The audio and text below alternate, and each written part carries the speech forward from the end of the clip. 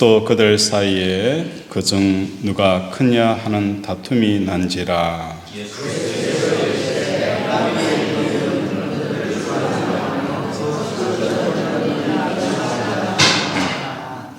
너희는 그렇지 않을지니 너희 중에 큰 자는 젊은 자와 같고 다스린 자는 섬기는 자와 같을지니라. 앉아서 먹고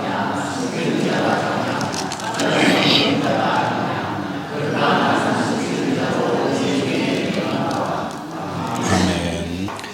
2024년을 준비하면서 교회 일꾼과 사역을 감당하기 위하여 우리가 어떤 은혜가 있어야 하는지 말씀을 통하여 함께 살펴보고자 합니다.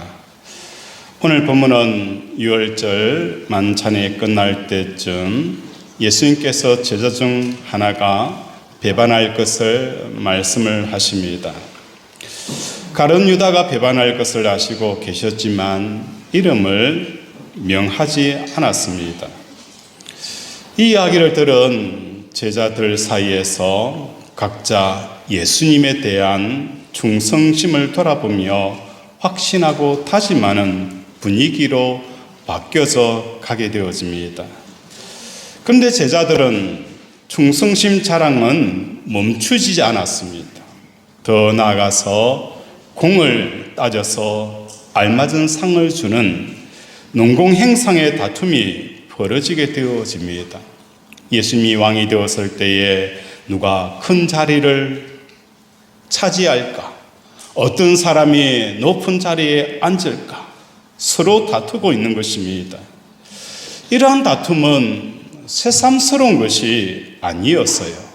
왜냐하면 누가복음 9장 46절 이하에서도 동일한 다툼이 제자들 사이에서 일어난 것입니다.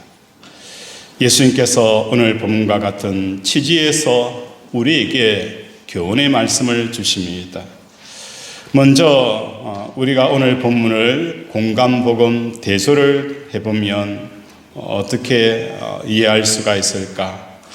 마태복음 26장과 마가복음 14장에서는 유월절 최후의 만찬 후에 예수님께서는 곧바로 감람산으로 가시다라고 기록이 되어져 있어요. 그리고 그 감람산에서 기도하시고 가룟 유다를 통하여서 이끌고 온 그 군사들에 의해 체포당하신다는 거예요.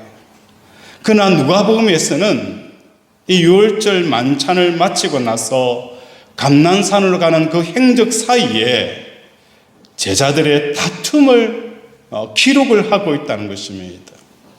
그래서 우리는 여기서 질문을 할 수가 있어요.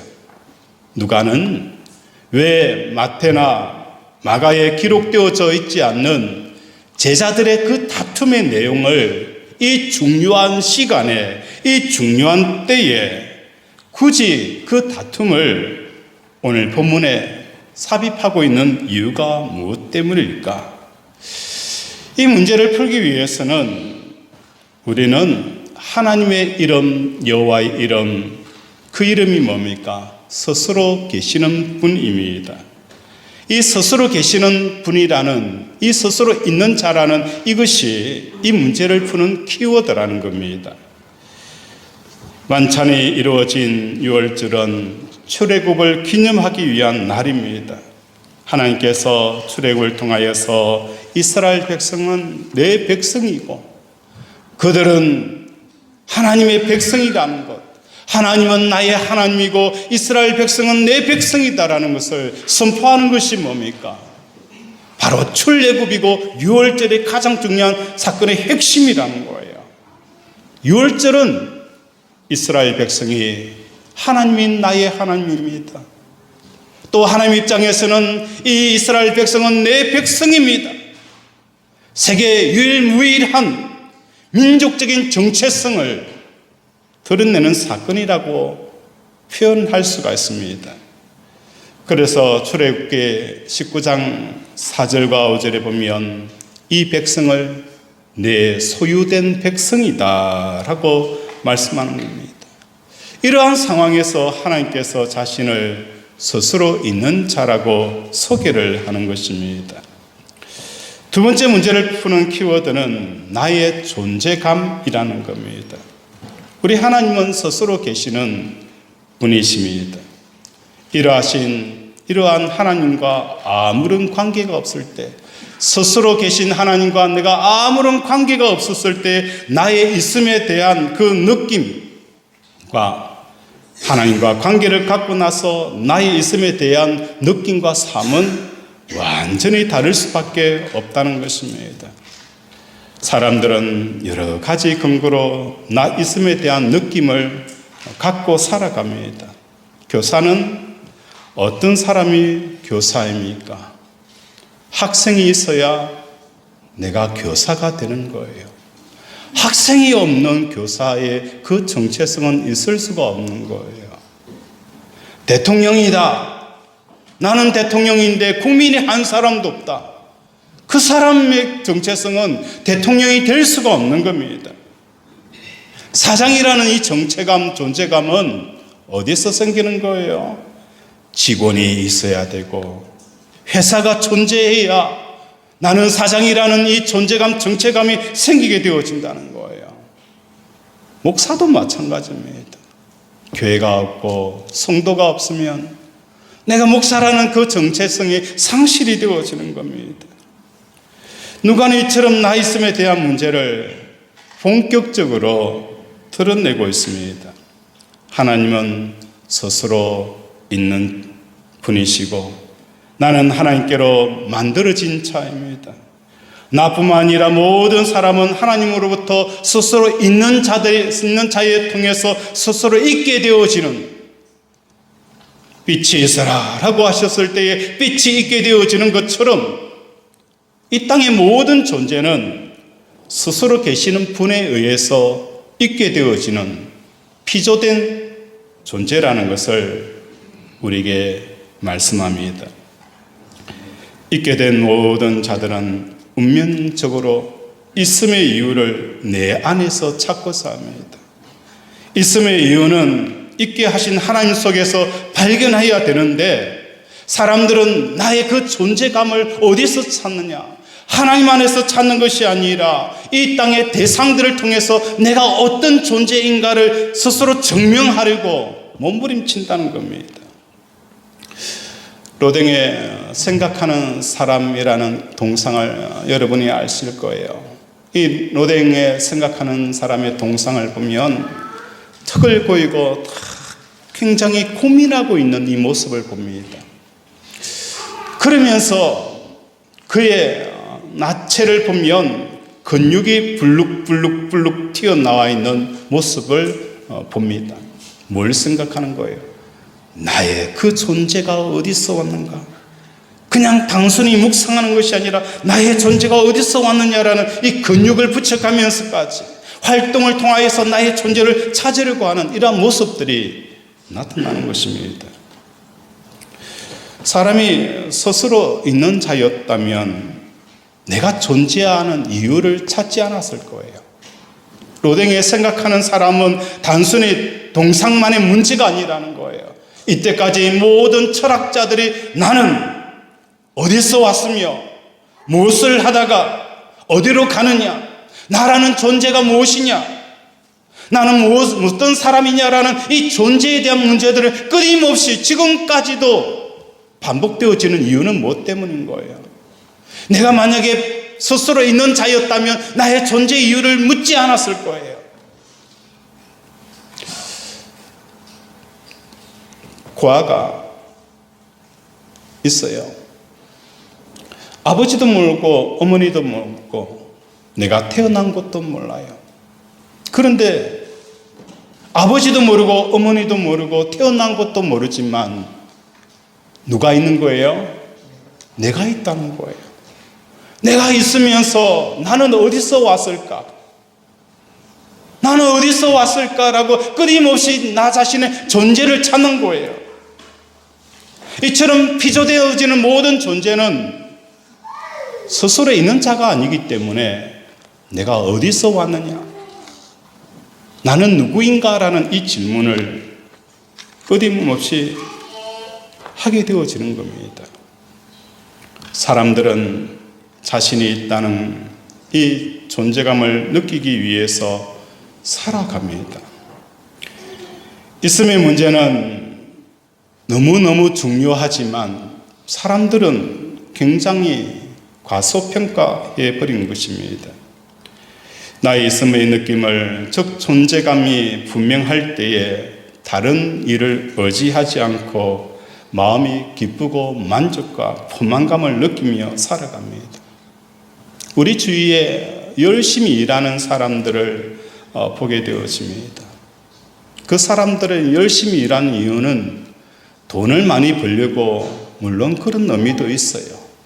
그런데 대다수 그 마음속에 들어가게 되어지면 무슨 일을 함으로써 기쁘고 만족하고자 하는 나의 외부에서 나의 있음을 발견하고 증명하기 위해서 열심히 일하는 사람들을 저는 너무 많이 만나보았다는 거예요. 내가 무슨 일을 함으로써 내가 어떤 사람이라는 그 존재감을 발견하고 드러내기 위해서 열심히 일을 한다는 겁니다. 있음의 느낌이 잘못되었기 때문에 바깥에서 있음을 찾고 또 그것을 통해서 기뻐하고 만족하고자 하는 것입니다. 철학자 소크라테스가 나의 있음의 이유를 밝히고자 하였습니다. 나는 누군가? 나는 누군가라고 아무리 나의 존재에 대해서 묻고 질문하고 찾아다녔지만 도저히 이 세상에서 결론에 도달할 수가 없었습니다. 그래서 소크라테스는 나는 내가 아무것도 모른다는 것을 안다라고 말했습니다. 석가모니 또한 나의 있음의 문제를 두고 실험하다가 이런 깨달음을 얻었어요. 색적 시공, 공적 지색. 눈에 보이는 것들이 본질적으로 없는 그 시기에 나의 있음 또한 없다라고 결론을 내린 겁니다. 공자는 나의 있음의 문제를 다른 어떤 대상으로부터 있음을 통해서 확인하고자 하였습니다.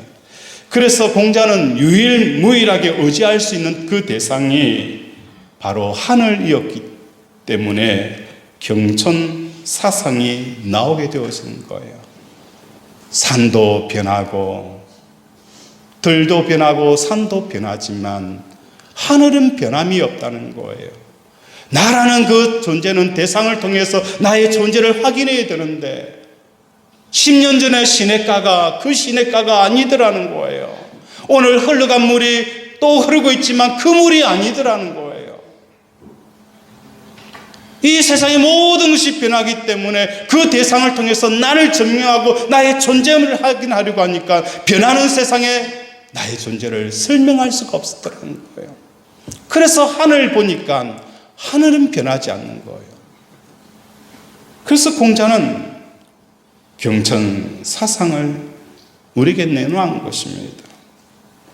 이처럼 사람은 어떤 대상과 관계 형성을 통해서 나의 존재를 찾는다는 것입니다. 여기서 우리는 중요한 결론에 도달합니다. 왜 사람들이 돈을 가지려 하고 권력을 가지려 하고 명예를 가지려 하는 그 이유를 설명해 준다는 겁니다. 왜 내가 소유에 집착하게 되어지는지, 내가 돈이 없어서 소유에 집착하고 돈동거리는 줄 알았어요. 내가 명예가 없기 때문에 사람들이 나를 무시하는 줄 알고 나는 명예를 얻기 위해서 열심히 공부하고 열심히 노력했습니다. 그런 줄 알았어요. 그런데 심리학적으로 철학적으로 깊은 곳에 들어가 보니까 나의 그 존재, 나의 있음의 느낌이 너무 적을 때, 그죠? 나의 있음의 느낌이 나의 소유가 적을 때 나의 존재감도 줄어든다는 것을 우리는 알고 있었기 때문에 소유를 늘어가려고 하고 높아지려고 하고 많이 가지려고 하는 이러한 것은 바로 내 영적으로 내 존재에 대한 문제가 있기 때문이라는 것을 깨닫게 되어지는 거예요. 그래서 우리는 돈의 크기만큼, 내가 얼마나 돈을 많이 가진 만큼 나의 존재감도 그 돈의 크기만큼 존재하게 되어지는 거예요. 나의 명예만큼 나의 존재감을 우리는 느끼기 때문에 그 명예를 통해서 나 존재감을 확인을 받게 되어지는 거예요. 그래서 소유에 집착하고 돈에 집착하고 권력에 집착하게 되어진다는 것입니다. 모든 사람은 자기 존재를 느끼는 그 존재감이 너무 적기 때문에 발생되어지는 게 뭐예요?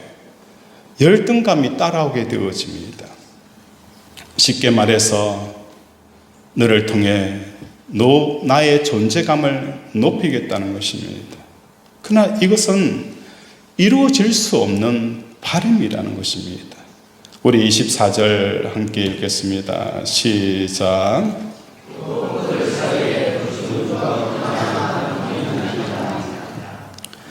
이러한 모습이 제자들 사이에서 일어난 거예요. 단순히 우리는 24절을 읽으면서 누가 크냐라는 이 다툼은 단순히 다툼으로 끝난다라고 생각하지만 그렇지가 않다는 거예요. 그 속에는 내 존재감을 하나님이 아닌 다른 대상을 통해서 확인하려고 하게 되어지면 끊임없이 예수님 무리 가운데서도 다툼이 일어나는 거예요. 하나님의 일을 하고 거룩한 일을 한다고 하면서도 그 속에 다툼이 일어나는 근원적인 이유는 뭐 때문인 거예요? 존재감이라는 거예요. 소유의 존재감 속에서 나를 찾으려 하고, 사람 속에서 나를 찾으려 하고, 명예 속에서 나를 찾으려고 하다 보니까 우리는 끊임없이 열등감에 사로잡히고, 그 열등감은 자연스럽게 서로 다툼으로 이어진다는 거예요.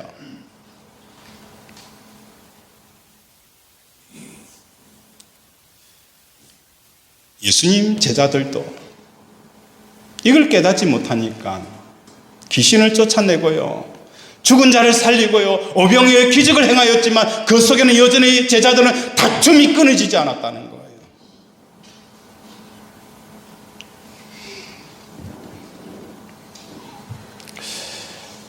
오순절 사건 이후에 사도들의 모습을 우리가 한번 떠올려 봅시다. 사도들에게는 도무지 이 세상에서 크고 높아지는 모습이 보이지 않아요. 성령이 임하게 되어지고 그 이후에 제자들은 전에 하는 버릇처럼 베드로가 높냐 요한이 높냐 어떤 제자가 높냐라고 그 다툼이 일절 언급이 되어져 있지 않다는 거예요.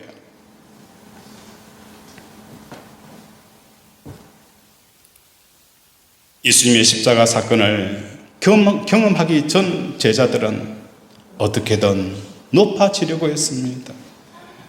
그러나 예수 안에서 하나님을 경험하게 되자 세상에서 크려고 하지도 않고 높아지려고 하지도 않고 많이 가지려고 하지도 않았습니다.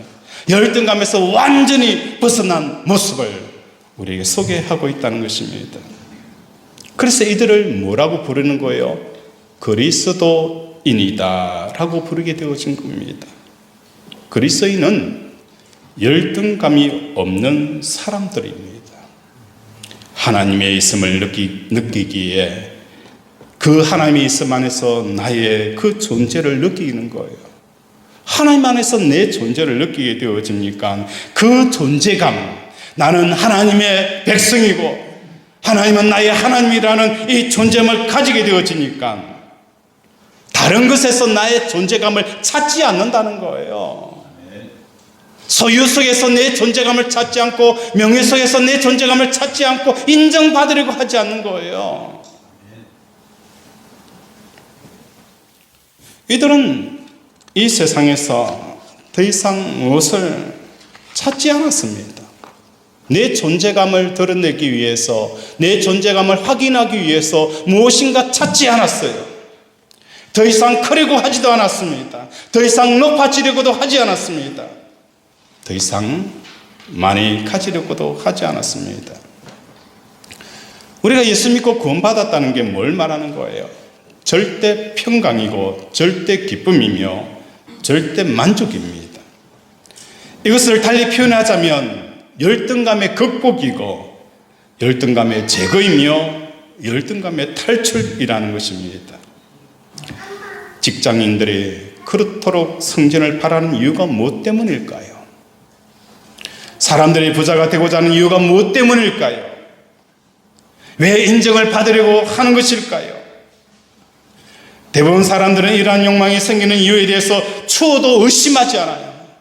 당연한 것입니까? 다 그렇게 살아가는 것입니까? 내가 왜 그 소유에 이끌려서 일평생 우리 인생을 허비하면서 살아가는 그 이유를 몰랐다는 거예요. 왜 높은 곳을 향하여 가는 그 이유를 나는 몰랐다는 거예요. 다른 사람들이 다 그렇게 살기 때문에 나도 그렇게 살아야 된다. 의심하지 않았어요. 질문도 하지 않았어요. 이러한 욕망이 생기는 데에는 분명한 이유가 존재합니다. 바로 나는 누군가, 이 존재감. 아무리 찾아도 내 존재감이 너무너무 작아 보인다는 거예요. 이 존재감을 확장하기 위해서 우리는 뭔가 열심히 뛰어다녔어요. 그래서 우리는 장사를 할 때도 뭘 하는 거예요? 꼭 돈을 많이 벌어야 된다는 거예요. 회사에서는 꼭 승진해야 한다는 거예요. 하나님의 주권과 하나님의 통치와 하나님의 생각은 없는 거예요. 1등만 되어져야 된다는 거예요. 꼴찌가 되어지는 것도 하나님의 뜻이라면 그것에 순응할 수 있는 성도들이 되어져야 되는데 그것에 순응하지 못하는 거예요. 복 주는 것은 아멘이지만 환난을 통해서 겪어가는 그 삶을 우리는 아멘할 수가 없는 삶이 되어진 이유가 바로 여기에 있는 겁니다. 정치인들이 국회의원이 되고 장관이 되어지고 더 나아가서 대통령이 되고자 하는 이유가 무엇입니까?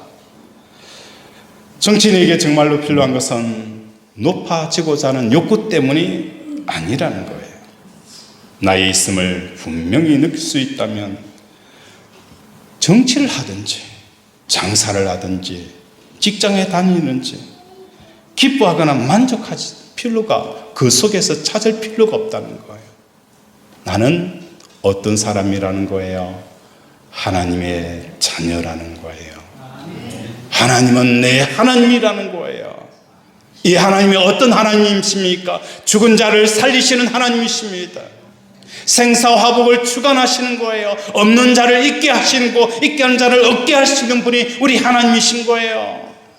이 하나님의 있음을 느끼게 되어지면 더 이상 우리는 뭘 하는 거예요? 다른 곳에 내 존재를 발견하려고 몸부림치지 않는 거예요. 인정받으려고 하지 않는 거예요.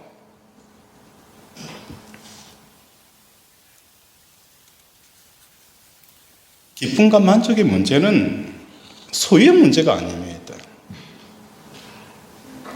나의 있음을 분명히 느끼게 되어질 때에 우리는 그 순간 기쁨과 만족으로 끝나버리는 거예요. 일본에서 딸을 의사로 만들기 위해서 재수도 아니고 구술을 시켰던 딸의 엄마가 있었어요.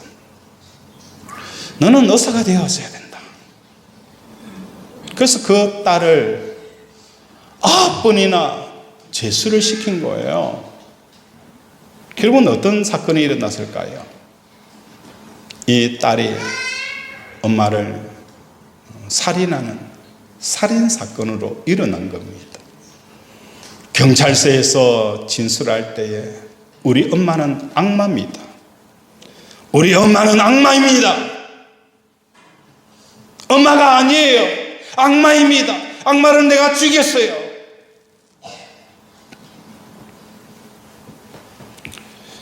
엄마가 악마처럼 굴면서 딸을 구수까지 시킬 수밖에 없었던 이유는 세상 속에서 딸을 통해서 내 존재감을 확인하려고 하니까 이 열등감에 찌를 수밖에 없다는 거예요.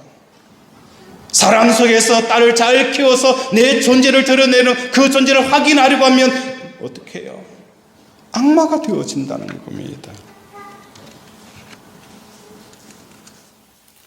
누가는 오늘 본문을 통하여서 이러한 의미를 전하고 있습니다.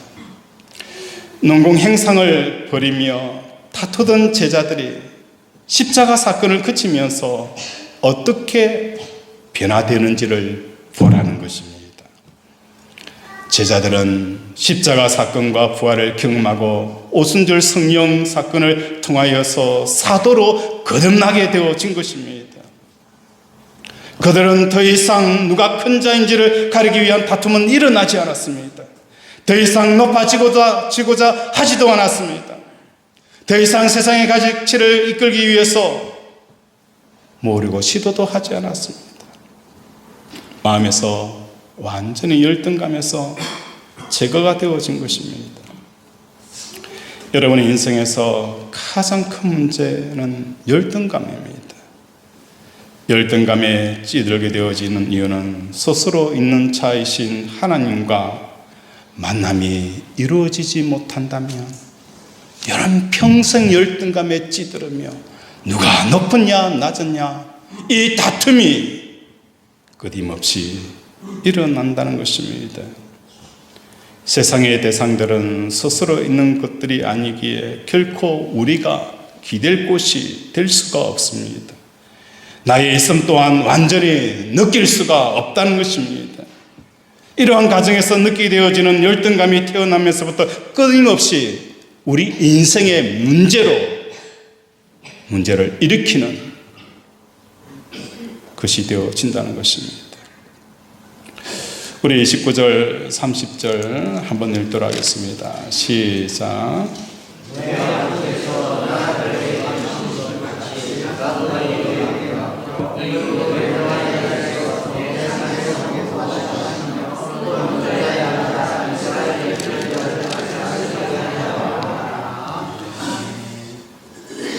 이신 6절에 보면 너희는 그렇지 않을지니 너희 중에 큰 자는 젊은 자와 같고 다스린 자는 섬기는 자와 같을지니라 라고 말씀합니다. 여기서 젊은 자라는 것은 다른 복음서에서는 어린아이, 베이비를 말하는 거예요. 우리는 큰 자는 어떤 사람입니까? 힘있고 능력있고 캐리어 갖춰져 있는 사람을 큰 자라고 표현합니다. 그러나 예수님께서는 뭐예요? 젊은 자, 아무것도 할 수 없이 부모의 사랑을 받아들이는 사람, 그 사람이 바로 젊은 자라는 거예요. 다스린 자는 섬기는 자와 같고, 다스린다는 것은 높은 곳에 있어요. 그런데 이 다스림의 정체성을 섬긴다는 거예요. 섬길 수 있는 그 자세는 내가 부족한 사람은 결코 섬기지 못합니다. 결핍을 느끼고 있는 사람은 결코 섬기지 못하는 거예요. 내가 이미 풀로 차 있는 사람은 섬길 수가 있다는 거예요. 하나님을 만나서 내 존재가 완전히 풀로 차 있는 사람 안에 섬길 수가 있다는 거예요. 이 섬기는 자에게 29절과 30절에는 무엇을 말하는 거예요? 하나님께서 내 나라에 다스리게 하리라 라고 말씀을 하고 있는 거예요. 이 다스리는 권세는 섬길 때 하나님 안에서 내 존재를 발견하고 무엇인가 가져야 되고 높아지려고 하고 그 존재를 통해서 나를 확인하려고 하는 그 상태를 이미 넘어서 있는 열등감이 극복되어져 있는 이 사람이 섬김의 자로 세움을 받는다는 거예요. 우리 제자비전교회 성도들이 하나님을 만나기를 원합니다. 하나님을 만나서 내 존재가 하나님 안에서 내 존재를 확인하게 되어지면 이제 사람을 통해서 또한 환경과 어떤 여건을 통해서 나의 존재를 확인하려고 하지 않아요. 그럴 때에 우리는 섬기는 자의 자세가 되어지는 거예요. 그 섬기는 자에게는 뭘 하는 거예요? 하나님께서 다스리는 권세를 우리에게 주시는 것입니다. 열등감에 벗어난 사람은 나 자신에게 어떠한 관심도 가질 필요가 없는 겁니다. 다른 사람에게 돋보일 필요도 없는 겁니다. 그러면서 이제는 다른 사람에 대한 관심을 갖게 되어지는 섬김의 마음을 가질 수가 있게 되어지는 거예요. 말씀을 정리합니다. 우리는 예수 안에 들어갈 때에 스스로 있는 자이신 하나님을 인격적으로 만나게 되어집니다. 예수 그분 외에는 아버지를 만날 수 있는 길이 없어요.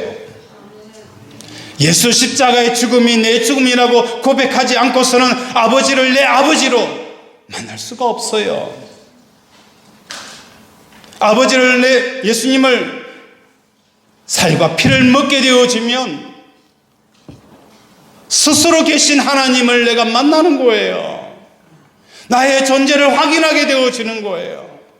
그래서 한국교회가 성도들이 십자가에서 죽지 않기 때문에 하나님이 스스로 계신 하나님을 내 존재를 만남이 없기 때문에 끊임없는 다툼의 문제가 제자들처럼 일어나게 되어지는 거예요.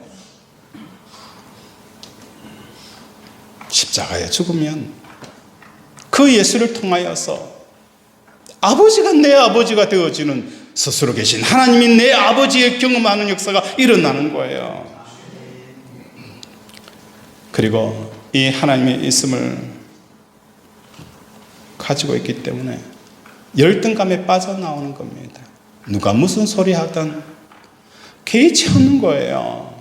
내가 많이 가졌든 적게 가졌든 남들 눈치 볼 필요 없어요. 내가 명예를 얻든 없든 그거 가지고 눈치 필요 없어요. 대한민국 사람들은 집을 참 좋아해요. 어느 곳에 가보니까 바닷가에서 텐트를 치고 젊은 남녀 또 어떤 가정별로 그곳에 막 살아요. 텐트는 어떤 사람들이 사는 곳입니까? 거지들이 사는 곳이잖아요. 그런데 거지들이 사는 그 텐트 집에 살면서 호호하하 그러면서 막 웃으면서 좋아하더라고요. 누가 가다 보면 외국 사람이 보면 뭐예요? 저 미친 사람들 아이가 저 텐트 땅 한 평 없이 국가 땅에서 그죠? 산에서 그 깊숙한 산에서 텐트 짓고 호호거리고 하하거리고 살아요. 누가 보면 뭐예요? 미친 사람 아이가 거지 중에서 상거지네. 그 텐트에 살아도 나 땅 한 평 없어. 그것 때문에 억울해하고 주눅들고 열등감에 빠지고 그렇지 않잖아요. 그렇지 않잖아요. 내가 하나님을 만나면 궁전에 살아도 초가에 살아도 문제가 되어지지 않는 거예요.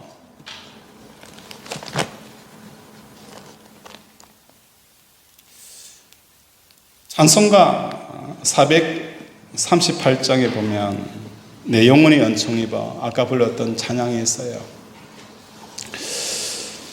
그 찬양 3절에 보면 높은 산이 거친들이 초막이나 궁궐이나 다 내 주 예수 모신 곳이 그 어디나 뭐예요? 하늘나라. 그죠? 우리 찬양 한번 불러볼까요? 우리 1절부터 내 영혼이 은총입어 충만 채찍 벗고니 슬픔 많은 이 세상도 천국으로 화하도다. 할렐루야 찬양하세 내 모든 찬송 받고 주 예수와 동행하니 그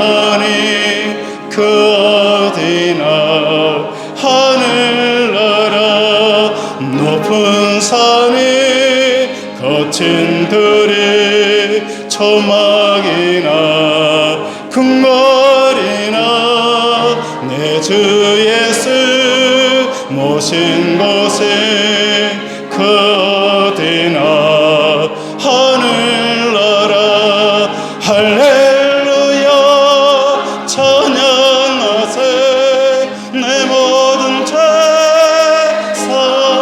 삼가고 주 예수와 동행하니 그 어디나 하늘나라. 2절에 보면 주의 얼굴 뵙기 전에 멀리 뵈던 하늘나라, 멀리 뵐 때에는 세상을 통해서 내 존재감을 확인하려고 쉴 날이 없었어요. 우리는 우리의 내이다망을 한순간도 끌 수가 없었어요. 누가 나를 뭐라고 이야기하는지.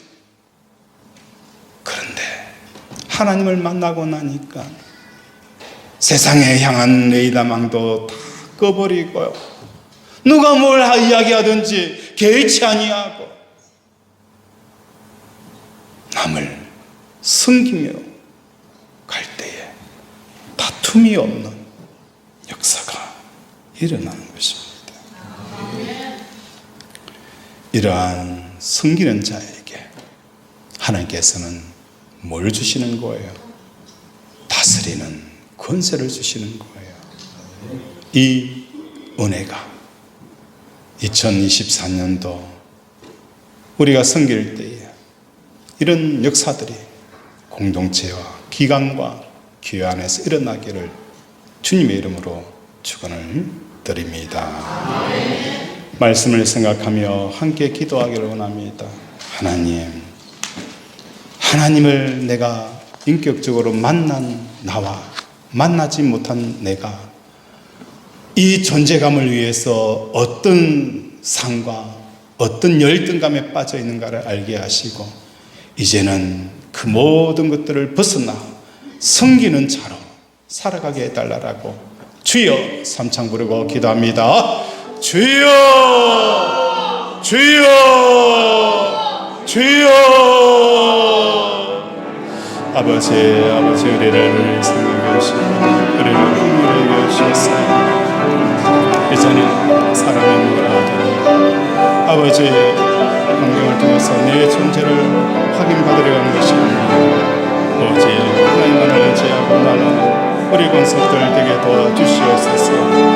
하나님 안에서 하나님의 스스로 계시는 분임을 내가 나 자신의 존재를 발견함으로 더 이상 세상 것 때문에 내 존재감을 증명하려고 하지 않게 하여 주시옵소서. 세상 때문에 아버지 세상에 내 존재를 인정받으려고 하지도 않게 하여 주시옵소서.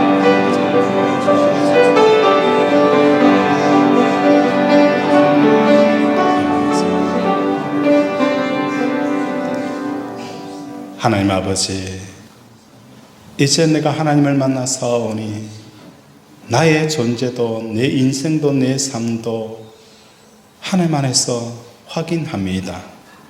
이제는 사람을 통해 내 존재감 인정받으려 하지 않게 하시고 내 소유를 통하여서 아버지 나의 나됨을 발견하지 않게 하여 주시옵소서. 이것이 우리를 얼마나 악마로 만들어 가는지, 내 딸을 죽음으로 몰아가는지, 내 가정을 파괴하는지 너무 많이 보았습니다. 이제는 궁궐이나 초가상관이나 내 주 예수 만난 곳이 그 어디나 하늘나라가 되어지는 역사가 일어나게 하여 주시옵소서. 아픈 곳에 손을 얹습니다. 그가 찔리면 우리의 허물 때문이요, 그가 상하면 우리의 죄악 때문이라. 그가 징계를 받음으로 우리는 평화를 누리고 그가 채찍에 맞음으로 우리는 나음을 받았도다. 나의 영혼이 제사함 받은 것처럼 나의 육신의 모든 허물과 죄도 사함 받았음을 예수 그리스도의 이름으로 선포하노라. 예수 그리스도의 이름으로 명한다. 암덩어리는 녹아내릴지어다. 내 부정은 치워질지어다. 우울증, 조울증 떠나갈지어다. 불면증, 불안증, 각종 암은 예수 그리스도의 이름으로 명하노니 깨끗하게 치유될지어다. 전립선은 나을지어다. 호흡기 질환은 치유될지어다.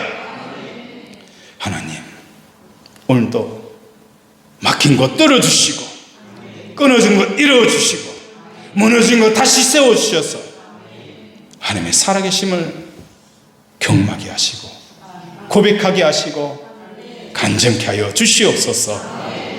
예수님 이름으로 기도드립니다. 아멘.